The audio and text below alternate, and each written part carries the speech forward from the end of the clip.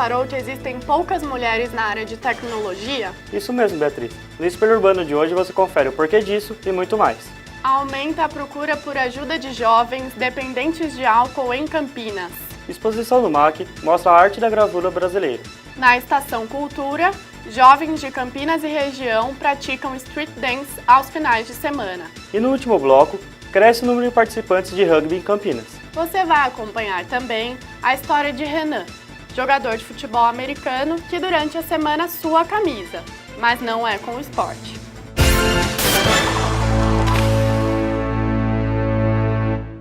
O mercado de tecnologia da informação está cada vez mais em alta no Brasil. A demanda por profissionais está aumentando, mas a área ainda enfrenta um problema. Exatamente. As mulheres estão muito resistentes em trabalhar com TI. As vagas de emprego na área de tecnologia de informação só aumentam, mas o número de profissionais não acompanha o crescimento. TI é tecnologia da informação. Ela recebe informação, processa a informação, né, e gera um conteúdo para que a pessoa consiga tomar decisões e coisas desse tipo. Uma característica desse mercado é a ausência de mulheres, tanto em empresas como nas próprias salas de aula. A gente sempre teve muito menos mulheres do que homens nessa área. Em 2014, existia em todo o país uma carência de 40 mil profissionais na área, número que deve aumentar para 117 mil só nesse ano. Segundo o IBGE, as mulheres representam apenas 1/4 dos profissionais de TI no mercado brasileiro. As empresas têm encontrado dificuldades em contratar profissionais qualificados para o trabalho, um desafio que seria menor se as mulheres se interessassem pela área. Nessa sala, por exemplo, apenas 3 alunas são mulheres. Não se sabe ao certo o motivo do desinteresse da mulher pela área. Talvez a maior dificuldade seja a extensa jornada de trabalho. O esquema de trabalho de algumas áreas de TI é um esquema bastante rigoroso, que atualmente exige, uma dedicação muito grande. Então, dependendo da área de TI que você for atuar, realmente o tempo de dedicação é um tempo muito extenso. Formada em Engenharia de Computação pela Unicamp, a analista de sistemas Amanda Matius sempre quis trabalhar com tecnologia. Eu sabia que eu queria fazer área de exatas. O meu pai é engenheiro, ele tinha feito engenharia de produção. E na época ele falou assim para mim: filha, você vai querer entrar nesse meio? Para uma mulher ser vista como sendo metade boa quanto um homem, ela tem que ser 2 vezes melhor que ele. Para a professora, uma estratégia para atrair mulheres para a área tecnológica é conversar sobre a diversidade de empregos em TI. Então, um profissional de TI ele pode trabalhar com gestão, ele pode trabalhar com consultoria, com helpdesk, com manutenção de equipamentos, desenvolvimento de software, projetos de banco de dados. Então, eu acho que mostrar para quem tem interesse pela área de TI que existe essa infinidade de opções, de trabalho, de sub-áreas, vamos dizer assim, é importante. O incentivo também pode começar desde cedo. Amanda é voluntária no órgão I3E, que tem como uma das funções encorajar a entrada de mulheres na área de TI. O foco delas hoje é pegar as meninas antes delas entrarem na faculdade, que é para incentivar as meninas a se interessarem pela área de exatas, em geral, não necessariamente computação, para que aumente o número de meninas na universidade nos cursos de exatas. Agora, vamos falar de um assunto importante e delicado. Você sabia que em Campinas, muitos jovens têm procurado tratamento para o alcoolismo? E ainda bem que existe um programa que ajuda esses jovens na reabilitação. Vamos conferir? Formado em Engenharia Eletrônica, o jovem que não quis ser identificado se habilita no Instituto Padre Haroldo há 8 meses por ter problemas com álcool e drogas. Eu iniciei o uso de álcool aos 13 anos de idade, através de amizades em uma boate, tudo era novo para mim. E através de amizades, a influência e a curiosidade de experimentar, acabei experimentando a bebida alcoólica. Assim como esse engenheiro de 25 anos, muitos jovens que chegaram a essa comunidade terapêutica começaram a beber em casa ou em bares, pois mesmo sendo menores de idade, os jovens encontraram fácil acesso ao álcool. Fácil acesso a gente tem a todo lugar e a toda hora, Assim, todo lugar que você andar na rua, você vai... Onde você andar, por exemplo, bebida Bebida alcoólica você vê em cada esquina.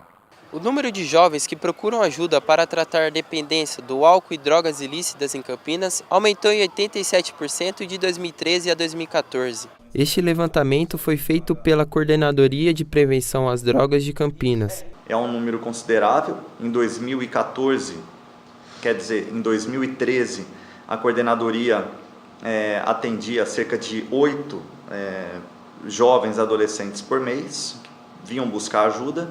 Hoje nós estamos atendendo na faixa aí de 15, 16 jovens mês. Entre as perdas que o consumo exagerado do álcool traz, o controle da própria vida pode ser o principal problema, como explica o psicólogo. A dependência química, como pelo próprio nome sugere, né, é uma situação de dependência, ou seja, o indivíduo ele acaba tendo uma diminuição considerável na sua autonomia e a forma de gerenciar alguns aspectos da vida. A coordenadoria, que é um serviço municipal, possui um convênio com o Instituto Padre Haroldo, onde os dependentes químicos recebem tratamento de forma gratuita. O encaminhamento, o fluxo, né, junto às pessoas que têm essa necessidade, pode ser por qualquer outro serviço público ou a demanda também espontânea. Aquelas pessoas que vêm direto até aqui à coordenadoria, preenchem um cadastro, recebem toda a orientação e são encaminhadas para tratamento junto à instituição do Padre Haroldo, que é a instituição na qual fizemos o convênio. E no próximo bloco, o nosso destaque é a dança de rua. E mais, o Espelho Urbano mostra a exposição de gravura no MAC.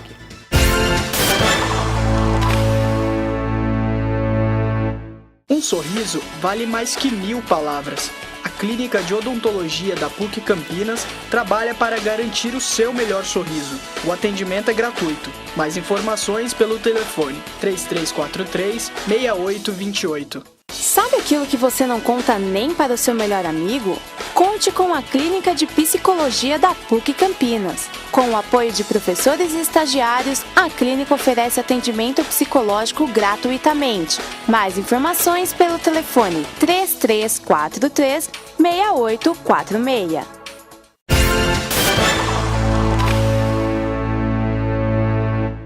A antiga ferroviária é hoje um dos principais pontos de encontro do street dance no interior de São Paulo. Na Estação Cultura, aos finais de semana, jovens se reúnem para praticar a dança, que compõe a cultura hip hop. Vamos conferir?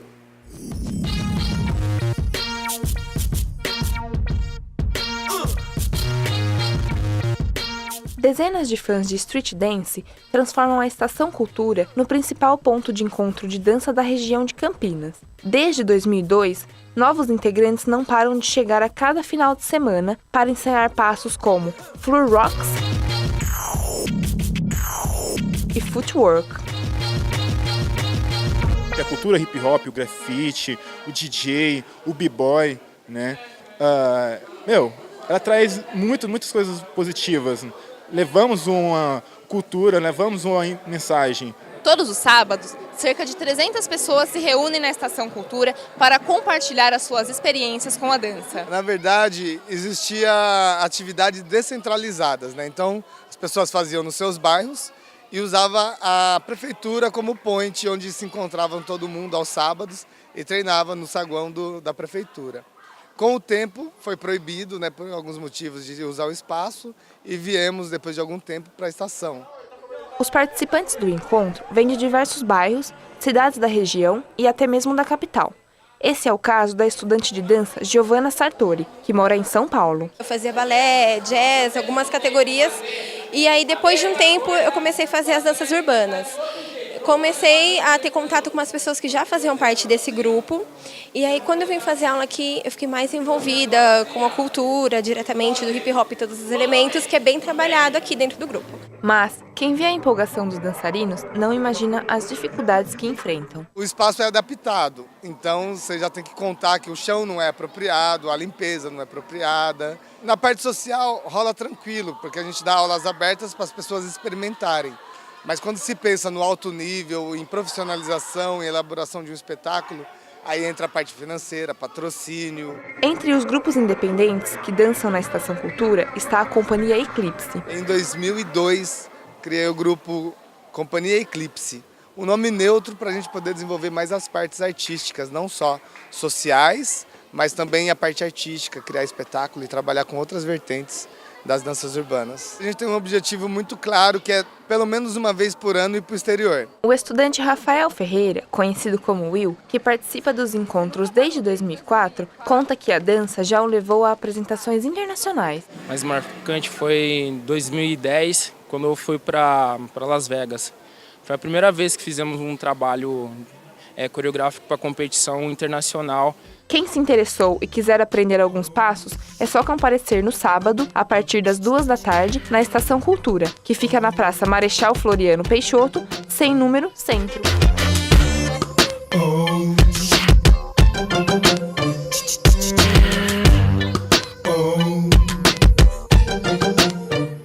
E agora, confira a entrevista que a repórter Raíssa Iglesias fez com Paulo Cheida. Ele é curador da exposição de gravura que reúne no MAC diversos artistas premiados.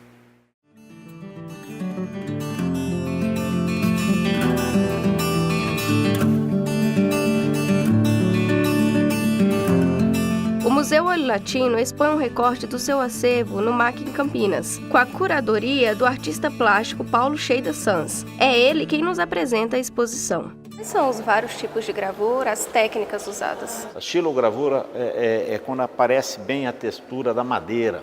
A gente vê aqui que tem um desenho natural da madeira, ele foi gravado e feito esse trabalho, né? Esse aqui é um trabalho abstrato da artista Leonor Decor. Ela mostra um trabalho de gravura em metal, onde que aí foi usado um pozinho de breu para poder dar efeito, né, no trabalho. Esse breu, o ácido corrói, então dá esse efeito assim de fundo escuro. Esse aqui é um trabalho do Rogério Mortada, um artista de Campinas, né? Ele faz uma pesquisa de materiais onde ele usa o gesso como matriz. Ele cava o gesso para depois estampar no papel. É uma derivação de gravura em relevo. Esse trabalho aqui é um dos mais curiosos, que é do Norberto Storr, que é um grande artista brasileiro, e ele desenvolve uma técnica pouco conhecida no Brasil.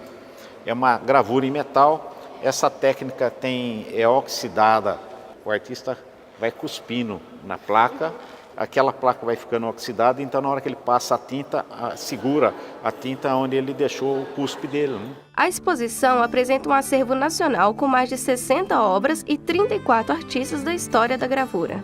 Quais os principais artistas brasileiros que estão com obra nessa exposição? São artistas consagrados e as obras que estão expostas, muitos foram premiados nas bienais que nós fazemos, as bienais do Museu Olho Latino, entende? E foram adquiridos com prêmio aquisitivo.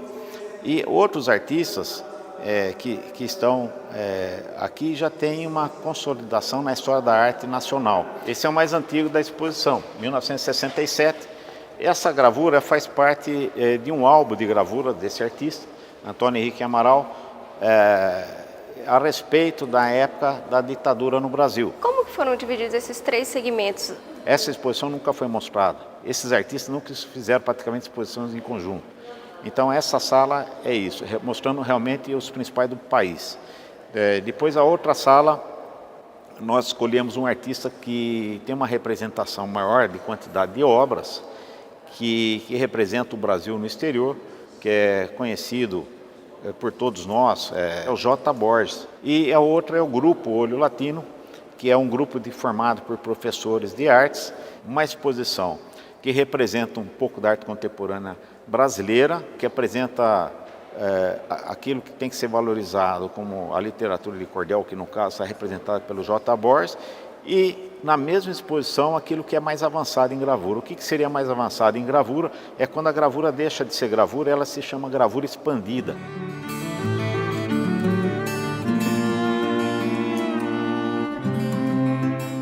A mostra fica no MAC, o Museu de Arte Contemporânea, até o dia 19 de abril, e a entrada é de graça. E daqui a pouco vamos falar da bola oval. Rugby e futebol americano chamam a atenção dos jovens. Veja em instantes.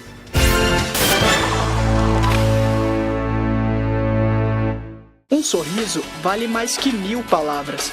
A Clínica de Odontologia da PUC Campinas trabalha para garantir o seu melhor sorriso. O atendimento é gratuito. Mais informações pelo telefone 3343-6828. Sabe aquilo que você não conta nem para o seu melhor amigo? Conte com a Clínica de Psicologia da PUC Campinas. Com o apoio de professores e estagiários, a clínica oferece atendimento psicológico gratuitamente. Mais informações pelo telefone 3343-6846.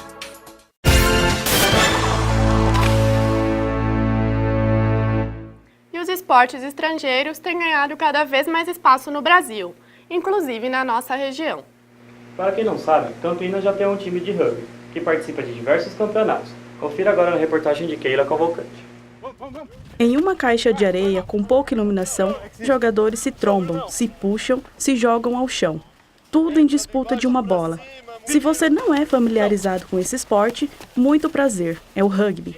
Em uma praça localizada no Jardim Flamboyant, em Campinas, educadores físicos, metalúrgicos, engenheiros, professores se juntam para jogar esse esporte ainda um pouco conhecido no Brasil. O time Jequitibá Rugby Clube foi fundado em 2001. A equipe pratica e divulga essa modalidade esportiva por Campinas e região. E o amor pelo rugby aqui começa desde cedo. A prova disso é Lucas Abud, de 21 anos, que começou no Jequitibá Rugby em 2007. Hoje ele defende outro time, o SPAC, de São Paulo, e é jogador da seleção brasileira, mas sempre volta para os treinos semanais no Jequitibá.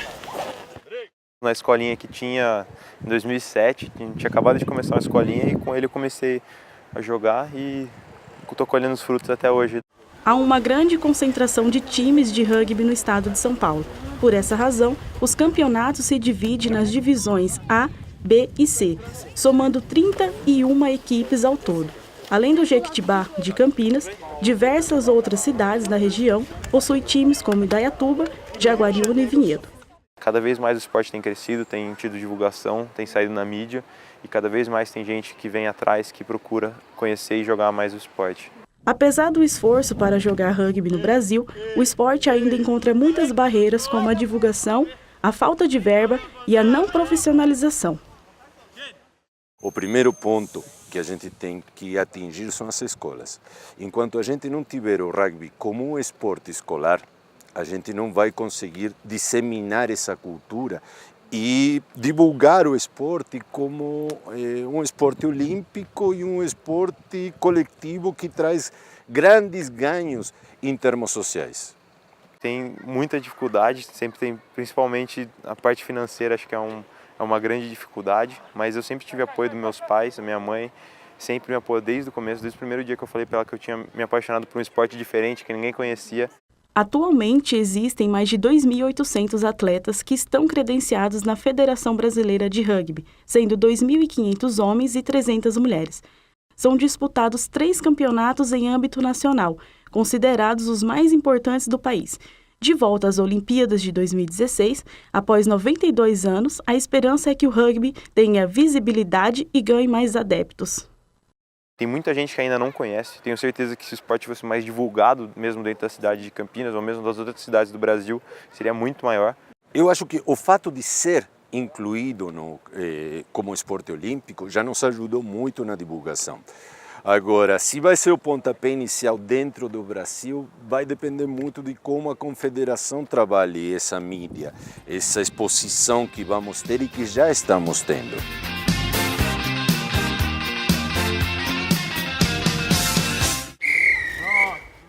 Para encerrar o programa, vamos conhecer a história de Renan Gisele, que utiliza os finais de semana para correr atrás de um sonho. Ele quer ser um jogador de futebol, mas não aquele futebol que estamos acostumados. Quem vê o Renan assim, nem imagina qual é a sua principal ocupação nos finais de semana. Desde os 17 anos ele pratica futebol, mas não é o futebol que a gente está acostumado a ver. O Renan é jogador de futebol americano. A paixão pelo esporte norte-americano começou quando assistiu os jogos pela televisão. Desde aquele momento não houve dúvida, já estava decidido a se tornar um jogador de futebol americano. Em 2008, um amigo meu me falou que dentro da Unicamp tinha um time de amigos que treinavam. Estava para completar 18 anos. Em 2009, junto com mais alguns amigos, fundou o Paulínia Mavericks, time organizado pelos moradores de Paulínia e Campinas. Renan ficou no Paulínia Mavericks até dezembro do ano passado. Em janeiro desse ano, ele foi convidado a jogar no Corinthians Steamrollers. O convite do Corinthians ele acabou acontecendo em dezembro, quando eles foram convidados para disputar um torneio em Lima, né, no Peru. E no retorno para o Brasil, logo no começo de janeiro, aí veio o convite do presidente do Corinthians e do técnico, se gostaria de fazer parte da equipe do Corinthians Steamrollers. Mas a batalha do Renan não é só em campo. Aqui na obra social São João Bosco, o Renan trabalha como coordenador da unidade, mas não para por aí.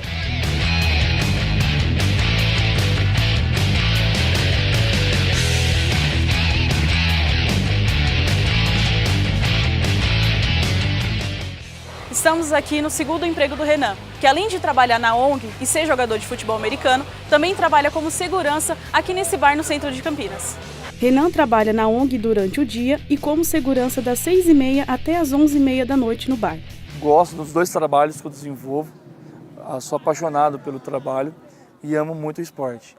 Então, eu não sei, é a vontade de estar dentro do esporte, a vontade do trabalho, de estar ajudando as crianças, de estar ali no bar né, trabalhando, conquistando o meu ganha-pão. É nessa corrida. Então eu aprendi assim ao longo desses 6 anos, 7 anos dentro do esporte e dentro do trabalho a conseguir aí a cada minuto. Então essa de um vai para o outro, pede liberação do trabalho, vai para o treino. Os treinos do Corinthians Steamrollers acontecem todas as quartas, sábados e domingos, das 2 às 6 da tarde. Mas por conta da correria com os dois empregos, ele só treina nos fins de semana. Alguns sábados eu consigo a liberação do dono do bar para mim estar indo aos treinos, porque ele sabe que é um sonho que está sendo realizado. No Brasil, o esporte ainda é amador. Renan, assim como todos os outros jogadores, não ganham salários. A prática do esporte é pelo amor e a satisfação de estar em campo em busca da bola oval.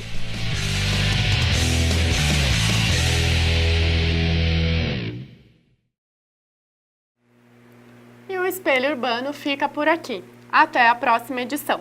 Você confere um pouco mais de Street Dance. Tchau! Tchau, até a próxima.